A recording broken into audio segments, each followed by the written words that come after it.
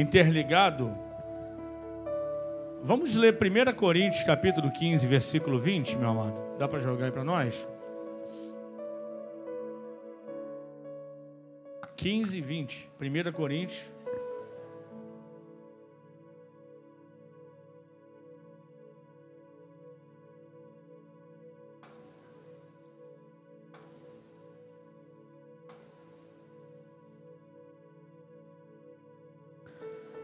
Aleluia.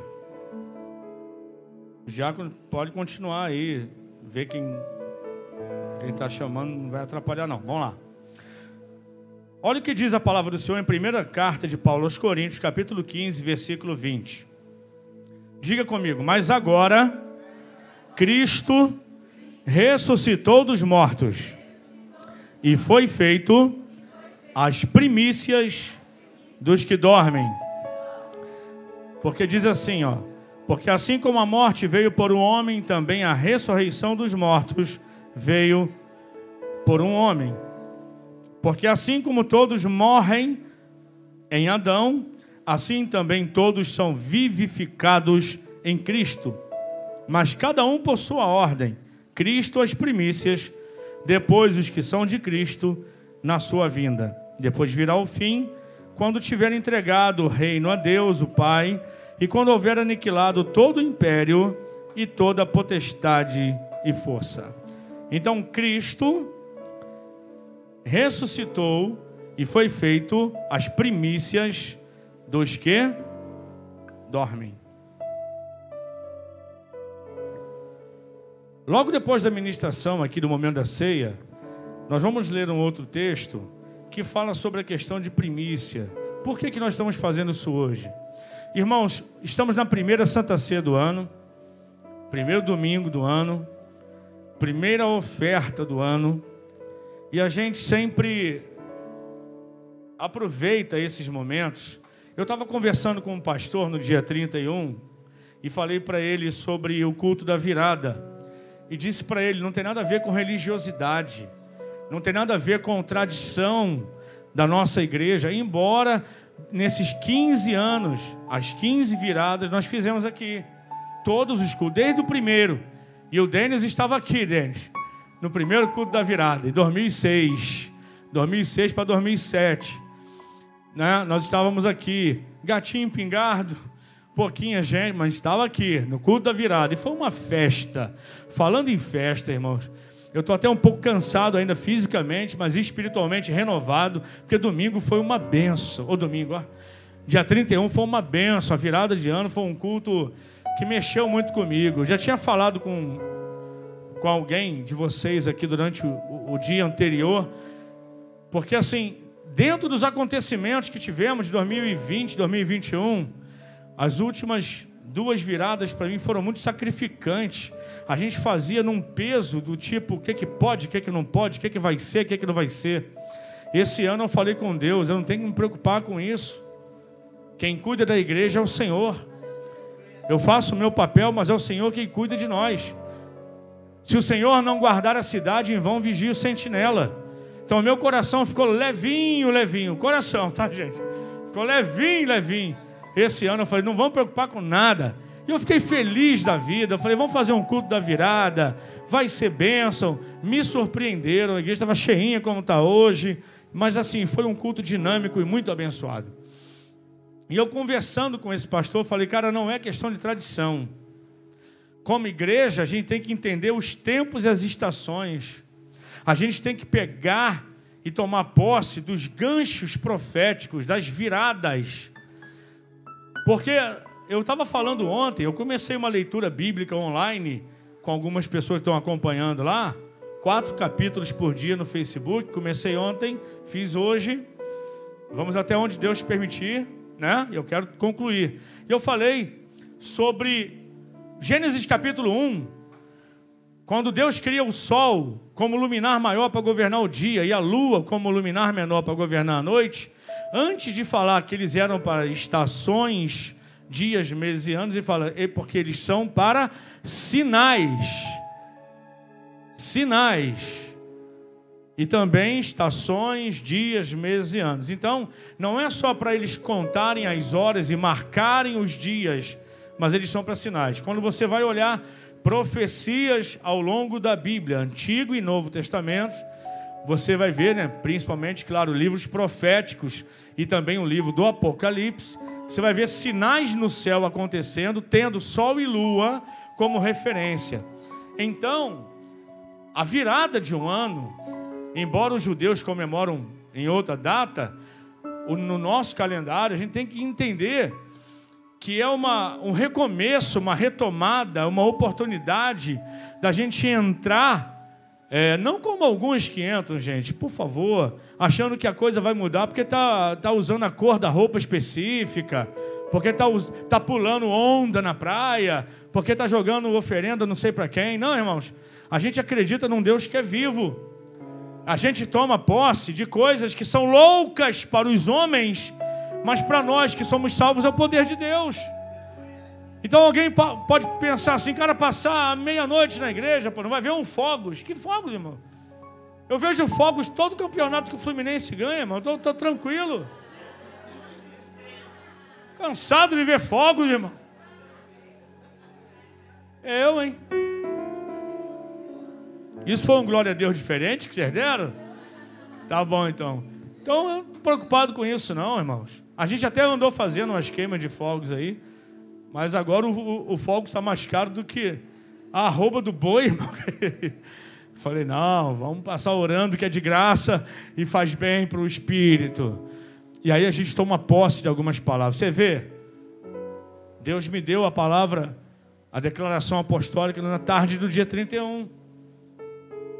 Eu falei, Deus, está faltando alguma coisa. Ele falou, tá mesmo. E me deu de janeiro, vai me dar as outras. Então a gente tem que... É profético, irmãos. Cristo foi feito a primícia dos que dormem. Por quê? Quando a Bíblia fala do dormir, fala do morrer fisicamente. Cristo, ele se entregou como oferta primeira por toda a humanidade. Ele se entregou como a primícia dos que dormem. Por quê? Porque ao ressuscitar e vencer a morte, agora ele entrega vida eterna a todos que creem nele. Então o salário do pecado era a morte. E a Bíblia vai dizer, por exemplo, em Efésios 2:1, que nós estávamos mortos em ofensas e pecados.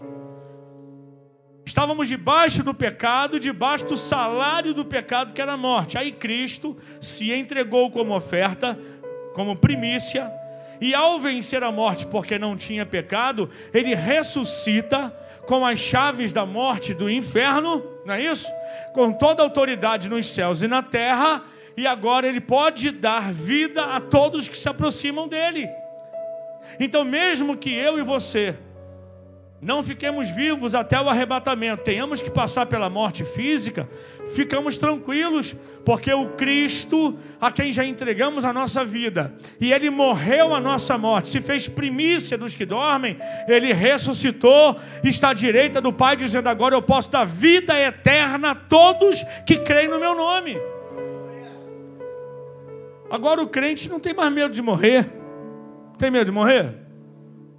Morrer não deve ser lá muito bom, não. Eu também não sei, nunca morri.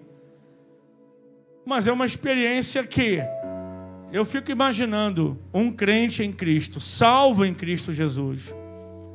A sensação dele nos últimos instantes de vida não deve ser nada ruim.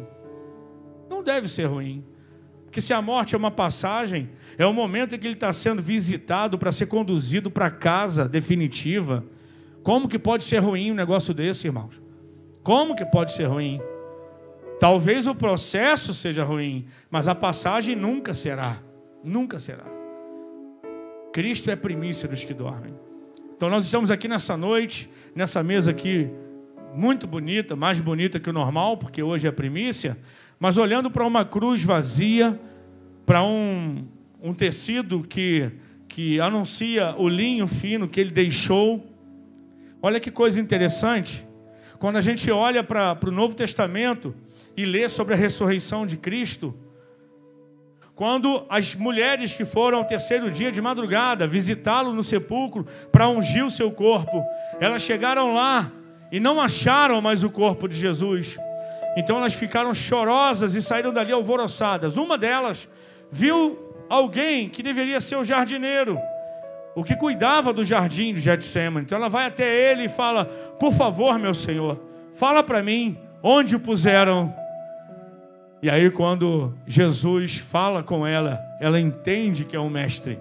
E aí ele fala: vai lá, diz aos meus irmãos que eu não estou mais morto. Quando a notícia chega na casa onde os discípulos estão, Pedro e João correm para o sepulcro. João chega mais rápido. Cadê o João? João é mais novo, né? Mais atleta. Ele corre, chega primeiro, mas não tem coragem de entrar. Ele para na entrada do sepulcro. Pedro, com meio palmo de língua para fora, chega depois. Ele é mais velhinho, mas ele chega e ele vai entrando. É também uma questão de honra, porque João era mais novo e deu a honra para Pedro, que era mais velho. E aí Pedro entra no sepulcro. Quando ele chega lá, o que ele vê? Não tem mais ninguém ali. Mas ele olha para o lado e ele vê que o linho fino que envolveram o corpo de Jesus ao tirá-lo da cruz e colocá-lo na sepultura, estava dobrado no canto do sepulcro. Jesus, ele ressuscitou, irmãos, e ele não fez questão de levar o linho fino, que era um tecido caro. Ele já ressuscita com seu aspecto glorioso de Deus, glorificado, embora ainda aparecendo para alguns homens. Apareceu durante 40 dias para mais ou menos 500 homens. Primeiro aparece para os 2 no caminho de Emaús, depois aparece para os 11. E quando ele chega lá a primeira vez, Tomé não está.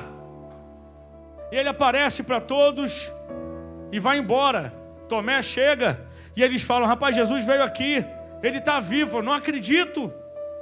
Eu só vou acreditar se eu o ver. Eu só vou acreditar no templo quando ele estiver em pé. Eu só vou acreditar quando eu ver com os meus olhos, quando eu tocar. E aí, 8 dias depois, Jesus vem. Diga para quem está do seu lado: Jesus é o Deus da segunda chance. Mas não pede a terceira não, tá? No 8º dia ele veio. Tomé estava ali. Jesus chega para ele e fala: qual o seu problema? Você quer tocar em mim? Pode tocar. Chega perto, toca, vê aqui a marca dos cravos e vê a marca da lança. Pode tocar e vai ver que sou eu mesmo. Tomé não teve coragem. Tomé se lança aos pés, o adora. Eu não crucifico, não critico. Tomé era alguém que era humano. Mas eu quero dizer, a curiosidade é o seguinte: Jesus não fez questão de levar o linho fino que envolver o seu corpo. Ele deixou lá no túmulo, mas ele fez questão de levar as marcas do cravo. Ele fez questão de levar as marcas da lança. Ele fez questão de levar a marca da coroa de espinhos. Porque quem dá um presente, qualquer um pode dar um presente, mas o presente que ele nos deu, o presente que eu digo foi o linho. Qualquer um pode dar um presente, mas o presente que ele nos deu foi entregar a própria vida por nós. E ele guardou as marcas. Eu creio que hoje Jesus, Deus no céu, glorificado, mas aqui enquanto ele apareceu, para que todos acreditassem, ele falou: está aqui. Eu ainda conservo comigo a marca do cravo, a marca da lança, a marca da coroa de espinho. Está comigo. Eu quero que você saiba que sou eu. Quando você olha comigo para o capítulo 19 de Apocalipse, já na visão, já uma das últimas visões de João sobre o futuro, ele vê Jesus cavalgando num cavalo branco, com as vestes brancas, mas salpicadas de sangue. Ali ele aparece dizendo: sou eu, o meu sangue está aqui, nas minhas vestes, para que você não tenha dúvida. E o nome pelo qual se chama é a Palavra de Deus. Irmãos, nós estamos hoje aqui para celebrar aquele que é vivo, aquele que morreu, mas ao 3º dia ressuscitou, aquele que não fez questão de morar em palácios, aquele que não fez questão de levar o linho fino, mas aquele que traz ainda em si as marcas do seu sacrifício, porque ele se fez primícias dos que dormem. Diga comigo: Ele morreu a minha morte para que eu vivesse a sua vida. Essa é a troca que Ele fez. Ele morreu a minha morte para que eu vivesse a vida dele. 33 anos foi o tempo dele aqui na terra. Nós temos a oportunidade de ser usado por Deus e marcar essa história ou essa geração. Amém? Você pode ficar de pé nessa noite? Queria pedir aqui alguns obreiros, né? Já está no esquema, né? Para vir aqui e apresentar aqui a uva, o pão e, na verdade, o cálice já vem inteirinho com o suco de uvas e o pão. Vou mostrar para vocês aqui. É isso que você vai receber aí. E alguns vão receber a uva, que é o início do processo, né? Vamos antes apresentar ao Senhor. E aí vamos louvar enquanto você está aí sendo servido, tá? E depois a nossa primícia. Apresente ao Senhor. Jesus, nós estamos tão felizes nessa noite, porque estamos começando esse ano de uma maneira tão especial, Senhor. Estamos começando esse ano com novos obreiros na tua casa, com a igreja envolvida e amando a construção de um novo templo que é seu. E agora participando da tua mesa, nós apresentamos ao Senhor para que o vinho que simboliza o teu sangue, o pão que simboliza o teu corpo e a uva que simboliza o processo daquele que começou a trajetória de fé, venham ser agora abençoados por ti.